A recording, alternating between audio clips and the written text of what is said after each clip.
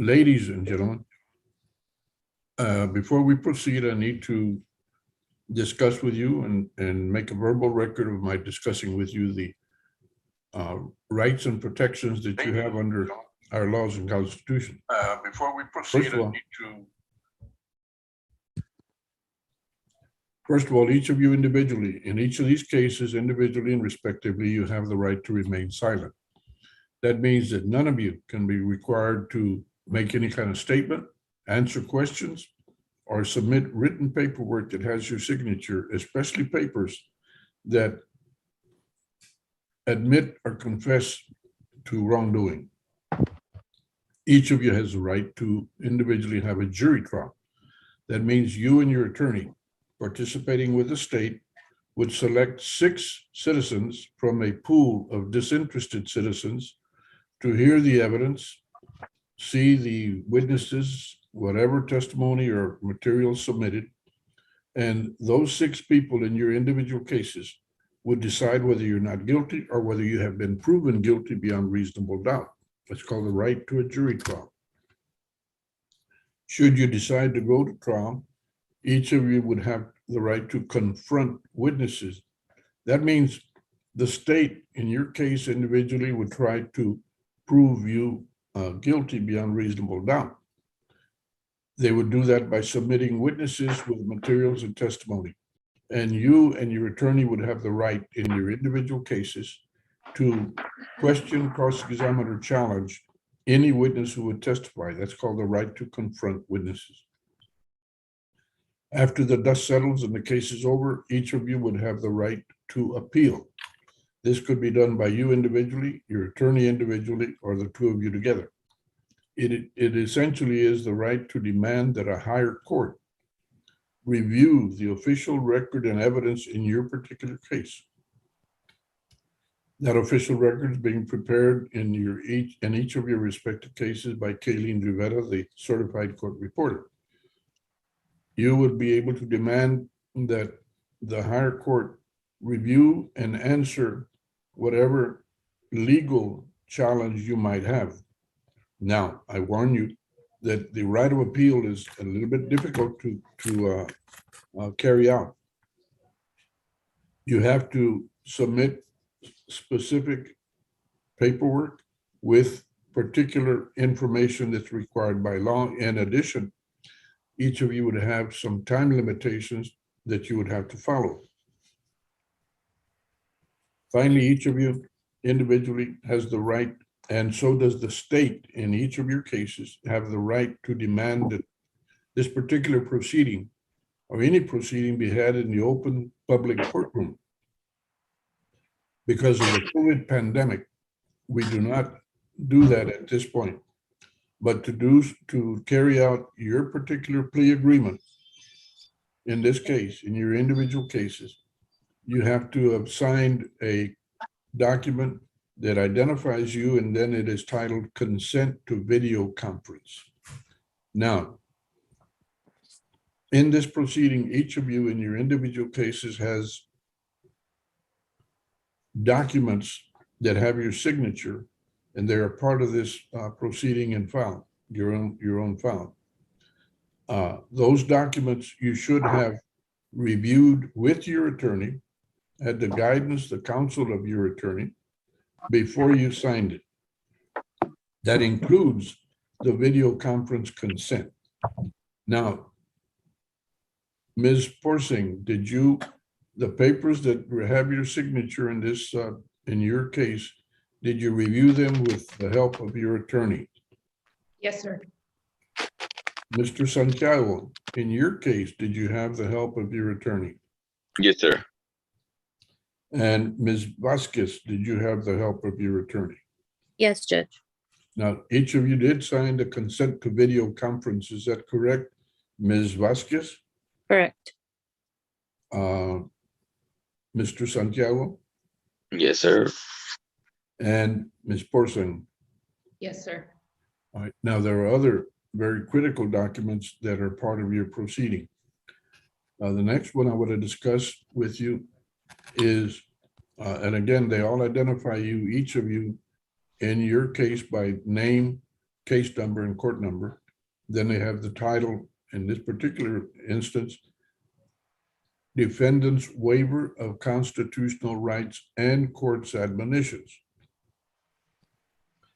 Each of you has heard me talk to you verbally, a record is being made of it, about your rights and protections. In this particular document, it has the discussion and acknowledgement by you that you're aware of these rights and protections that you're giving up by proceeding with a plea bargain. Did you, in fact, review this document and sign it with your attorney, Mr. Santiago? Yes, sir, I did. Ms. Porsing Yes, sir. and Ms. Vasquez? Yes, Judge. That document that we're talking about, particularly, it also includes in there the information that you have made a deal with the state, but it is not binding on me.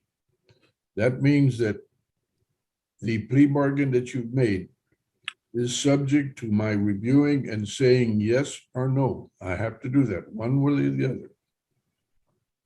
I also have the authority and the responsibility to assess or set a punishment. Each of you will enter a plea concerning a particular offense. Whether it's the original offense or not is not the question, but you will make a plea, enter a plea, and that particular offense will have what's called range of punishment. I can give you any punishment within the proper range of punishment, even if it's heavier, greater than what you agreed to in your plea bargain. But if I reject your plea bargain, or if I give you a punishment that's greater than what you agreed to, the law would allow you to start all over again, and nothing that you've said or signed would be used against you. Is that understood, Mr. Santiago? Yes, sir. Ms. Vasquez? Yes, Judge. Ms. Porsing? Yes, sir. All right, now, there's another document that's critical, and that's for each of you. I have talked to you about the right to appeal. Because you're entering a plea bargain, your own deal that you made, you will give up the right to appeal. And I have a document in these papers that identifies each of you individually, and it says that it is titled Trial Court Certification of Defendant's Right of Appeal. In there, I certified to you that because you are making a plea bargain, you do not have a right of appeal. Another way to say it is you're giving up the right of appeal. Do you understand that, Ms. Porsing? Yes, sir. Ms. Vasquez? I understand. And Mr. Santiago? Yes. All right. I think each of you has also applied for probation.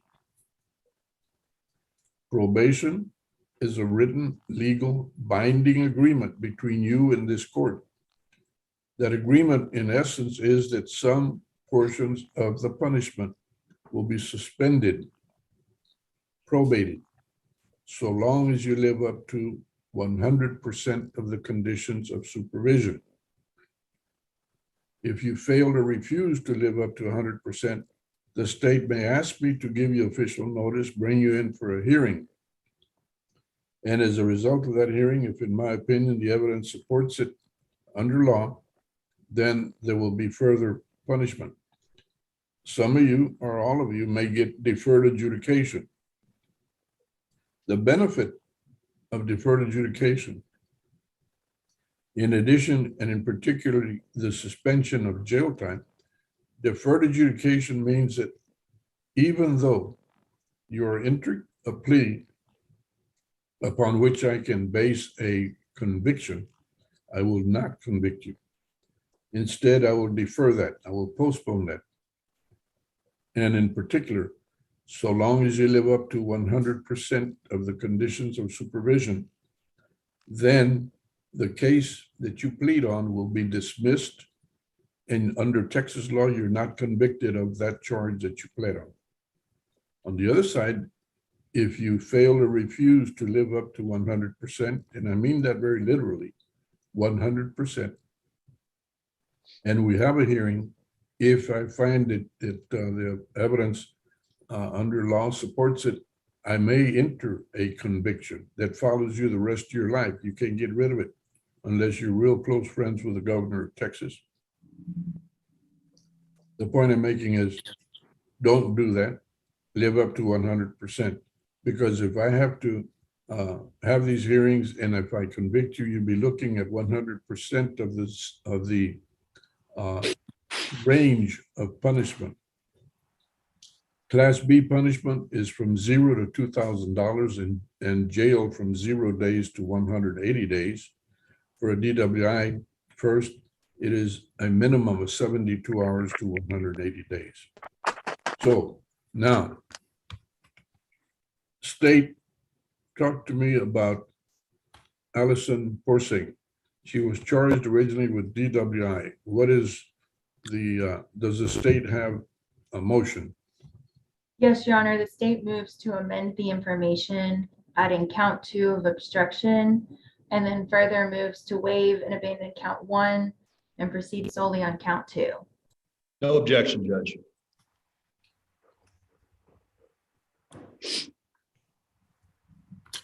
There is no objection. And Mr. Porter, do you also waive the 10-day notice on amendment? Yes, sir, we do. All right, Ms. Porsing, the good news is you're no longer charged with DWI. You're now charged with obstruction of a passageway, highway, or waterway. Thank you, sir. Now, to that charge, how do you plead, ma'am? Guilty. Did anyone threaten you or intimidate you or promise you anything to get you to plead guilty other than the plea bargain? No, sir. All right. State, what is the agreement on punishment? Your Honor, the agreement is for 10 months deferred adjudication, $500 fine plus court costs, 48 hours community service, DWI education program, DWI victim impact panel, TAP evaluation and follow recommendations, and ignition interlock for 5 months. All right. Mr. Porter, is this the essence of the agreement that y'all have reached? Yes, sir, that is the agreement, Judge, and we would just ask that the court follow the agreement. And Ms. Porsing, is this the agreement that you have reached? Yes, sir. All right. I'll come back to you momentarily and continue on the punishment. Mr. Santiago was charged with DWI second. Does the state have a motion there? Yes, Your Honor, the state moves to waive and abandon the second enhancement and proceed on a DWI first. There's no objections, Judge. There being no objection, Mr. Santiago, you're now charged with DWI first, which means a reduction in the punishment range on this case. I would remind you that if you get a third DWI, the fact that this is now a DWI first does not change the fact that you will be charged with a felony, state prison. Is that understood? Yes, Your Honor. All right. And state, what is the agreement on the plea to the charge of DWI first, Mr. Santiago? How do you plead? No contest. No contest. Hello.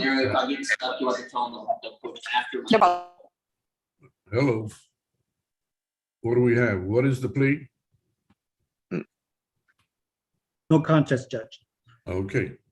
A no contest plea, Mr. Santiago, in this court is considered a guilty plea and is sufficient for me to convict you. Do you understand that? Yes, Your Honor. Did anyone threaten you, intimidate you, or promise you anything other than the plea bargain in exchange for your plea of no contest? No, sir. All right. And state, what is the agreement on punishment? The agreement in this case is 180 days in jail, probated for 16 months, $500 fine plus court costs, 60 hours of community service, DWI intervention program, victim impact panel live, TAP evaluation and follow the recommendations, and ignition interlock for 8 months. That is correct, Judge. That's our agreement. Is that your agreement, Mr. Santiago? Yes, sir, it is. All right.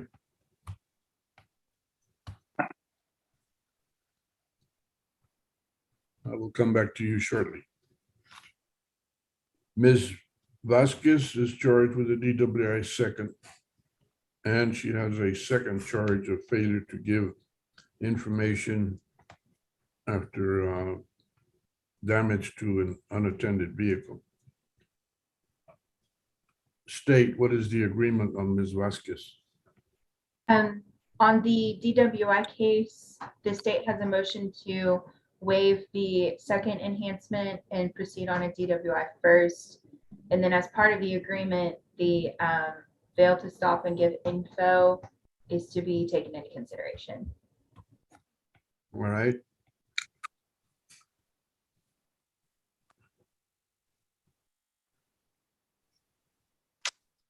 To the charge of DWI first, Ms. Vasquez, how do you plead? No contest, Judge. You understand a no contest plea is considered a guilty plea and is sufficient for me to find you guilty. I understand. Did anyone threaten you, intimidate you, or promise you anything other than the plea bargain in exchange for the plea of no contest? No, Judge. State, what is the agreement on punishment? Under the agreement is 180 days, probated for 14 months, $600 fine plus court costs, 60 hours of community service, restitution of $250 to Stephanie, STEFFANIE Jenkins, That's easy for you to say. It's 260, 260, 250 250 to whom? Stephanie Jenkins, and Stephanie is spelled STEFFANIE.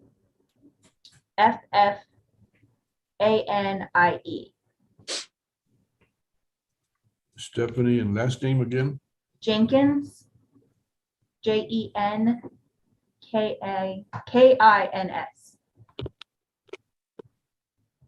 I'll let you recite that into the record. All right, and then what else? DWI education program, victim impact panel live, Excuse me a second. Say again now. victim impact panel live, All right, TAP evaluation, and the agreement regarding alcohol monitoring is kind of unique in this situation. I'm sure Ms. Morgan can explain Ms. Vasquez's situation a little better than I can, but my understanding is she's currently living in California, working in a nursing or medical capacity. And so the agreement was that while she is residing in California, to have PAM, portable monitoring, and then when she moves back to Texas, within moving back to Texas, or within 7 days of moving back, she will get interlock installed. That is reflected in the plea paperwork provided by the state judge. all right. Now, Ms. Porsing, are you a U.S. citizen? Yes, yes, sir. Mr. Santiago, are you a U.S. citizen? Yes, Your Honor. And Ms. Vasquez, are you a U.S. citizen? Yes. All right. Mr. Santiago, do you have children you support? I do not. No, Your Honor. 0 children, all right. Ms. Vasquez, do you have children you support? Yes, Judge. I have 2 small children, What are their ages? 9 and 11. And do you receive child support or do you live with the father of the children? No, I do not receive child support and I am divorced. Why do you not receive child support? They're young enough. Um, it's just he was a very violent person, so I just preferred not to deal with any of that with him. All right. I'll come back and discuss this with you further. Ms. Porsing, do you have children you support? Yes, I do, Judge. I'm sorry, Yes, sir. how many? 1, What's the age? 4. 4? Yes, sir. All right. Do you reside with the father of the child? No, sir. Do you receive child support? No, sir. Aye. All right, I'll come back to you too on that. Mr. Santiago, what is your total income from all sources? I think this year I'm only gonna make like 25, like 30, somewhere between 25 to 30. You say this year, do you normally make more? Well, I just got a new job. I've been here like a year, just about a year. I was unemployed from COVID. I was working in the oil fields. So you're making around 3,000 a month. No, yes, more or less. It just varies from work to the weather. All right.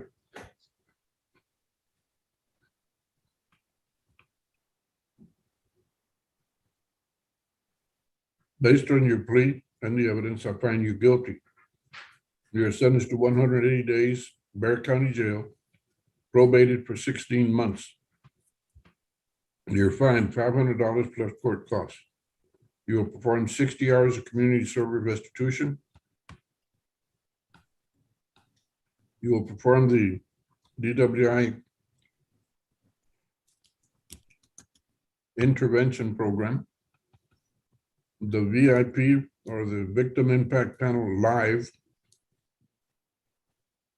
You submit to a TAP evaluation and the recommendations subject to my approval. You'll have ignition interlock installed in your vehicle for a continuous 8 months. During those 8 months, you're not to drive any vehicle other than your own with the ignition interlock. During the entire 16 months, you're not to consume any alcohol or any other illegal drugs. You're not to violate the law. The conditions will be read to you carefully. Your supervisory fee will be $43 a month. Questions, Mr. Santiago? No, sir. No, Your Honor. Each of you, all 3 of you, will have to report to the offices of County Court at Law Number 5 within 7 days so that you can have your thumbprint placed on the legal documents that are required by law. You're each going to wait and meet with Ms. Maricela Luna, the court liaison officer, who will meet with you by Zoom and explain to you how to get started with probation. The probation department, when you get there, they will read to you all of your conditions carefully. You will sign them and they will put a copy in your hands. Is that clear and understood? Yes, Your Honor. Mr. Santiago? Yes, sir. Porsing? Ms. Yes. Porsing Yes, sir. and Ms. Vasquez. Yes, Judge. All right. Now, Ms. Vasquez, you entered a plea of no contest. Under the plea and the evidence, I find you guilty. You're also sentenced to 180 days Bexar County Jail, suspended, probated for 14 months. Your fine is $600. At this point, tell me how you, what is your total income? It's about 32,000 a year. 32, between 32 and 36. All right.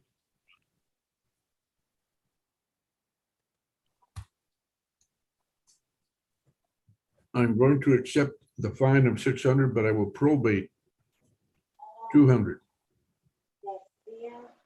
Okay. That means that if you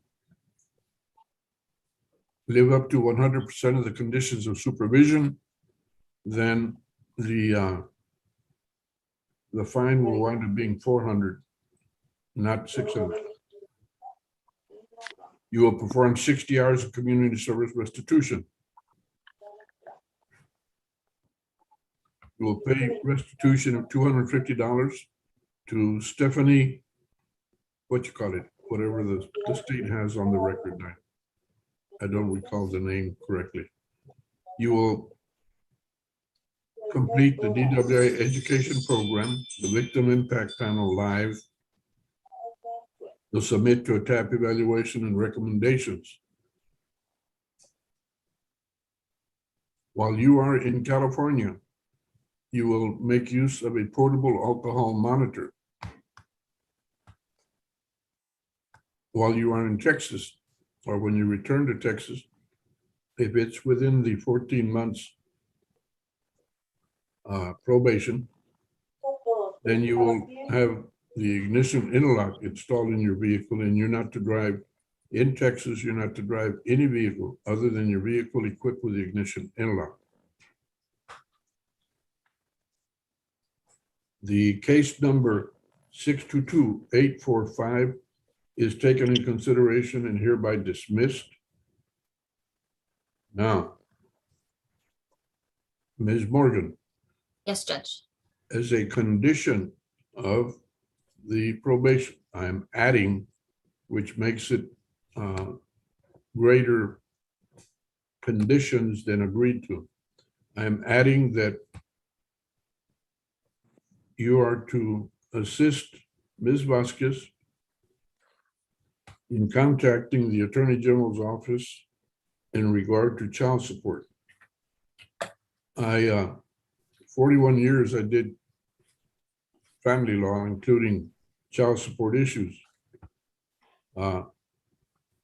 Every penny and every nickel, Ms. Vasquez, that you allow the father of the children not to pay, you're allowing that man to steal from your children, yours and his. If he's violent, that can be dealt with. Ms. Morgan, I will use your judgment.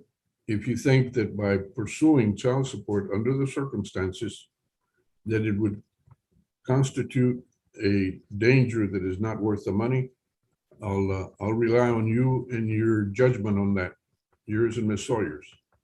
But I highly suggest and strongly recommend that this man be taken to the Attorney General's office and to be dealt with accordingly. It is wrong, but I understand the circumstances. Sir. Any questions, Ms. Vasquez? No, Judge. Thank you. Ms. Morgan, I Judge, realize I'm putting a burden on you. Oh, that's okay, Judge. It's one I'll accept. Would you allow her to report via Zoom to probation while she's in California? I think that's the idea, or at least we're going to try to. Is that correct, Ms. Luna? Yes, Your Honor. So it would be reside in such county, California, and report virtually through Zoom to Bexar County. All right. Ms. Porsing, Yes, sir. you have pled guilty I find that there's sufficient evidence to find you guilty, but I do not. I am approving the agreement to this extent that you are granted 10 months deferred adjudication. You have a fine of $500 in court costs. You will perform 48 hours community service restitution. You'll complete a DWI education program. I don't know if I recited that I think I left it out of Ms. Vasquez. You'll have the DWI education program also. You have the victim impact panel, a TAP evaluation and recommendations, ignition interlock for 5 months. And what is your total income, ma'am? I'm currently unemployed. Sorry, I'm currently unemployed, sir. I don't hear you. I'm sorry, speak up. I'm currently unemployed. Okay, when was the last time you had a job? In September. Is there a particular reason why you've been unemployed so long? Judge, Ms. Porsing is a nurse, and she lost her job because of this case, and she's currently living off of her savings. And at the resolution of this case, she will be able to regain employment as a nurse, Judge. And then what will be your income, ma'am? I've always worked full-time. I can't give you an exact number, Judge. It'll just depend, Judge, on what job she gets. She's going to have to apply for a new job as a nurse. I understand that, but I'm sure she has an idea of what income range she'll be looking at. About 75,000. How much? 75,000 annually. All right.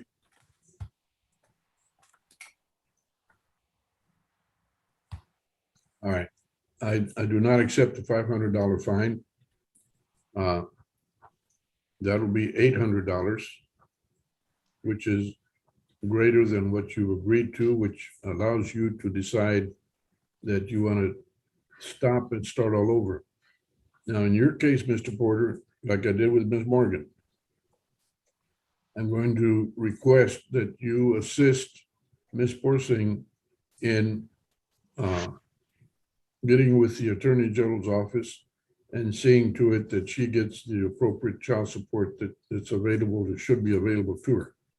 Judge, just if I could just clarify for the court, Judge, she doesn't receive child support in the way that it is not court ordered, but she has a good relationship with her child's father, and they do split expenses. There's just no agreement in place, Your Honor.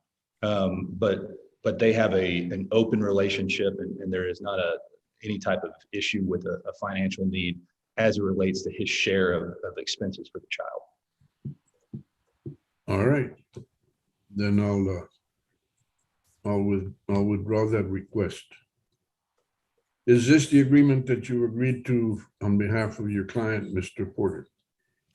It is, Judge, with the noted exception of the additional $300 fine that the court has imposed on my client. And I discussed with my client that I expected the court may do that. And she's aware of her right to withdraw the plea, but she wants to move forward with this plea, Judge. All right. All three of you meet with Ms. Maricela Luna, please, and all three of you must submit your thumbprint on the documents. Any questions, Ms. Porsing? No, sir. All right. Then this concludes these three pleas. Judge, Thank you. Thank you. Thank you. to Your all three. Honor, I think you forgot to set supervisory fees on, You are correct. The supervisory fee for Ms. Porsing will be $47 a month. and on Ms. Vasquez? Ms. Vasquez, I left her out too. I got more concerned about child support. The supervisory fee, Ms. Vasquez, yours will be $34 a month. And Judge, on Miss Vasquez, may I get the fingerprints to the court on her behalf? She won't be back in Texas for a while. Okay. Yes, ma'am. Go ahead and do that. Ms. Luna, make a note that that's going to be done.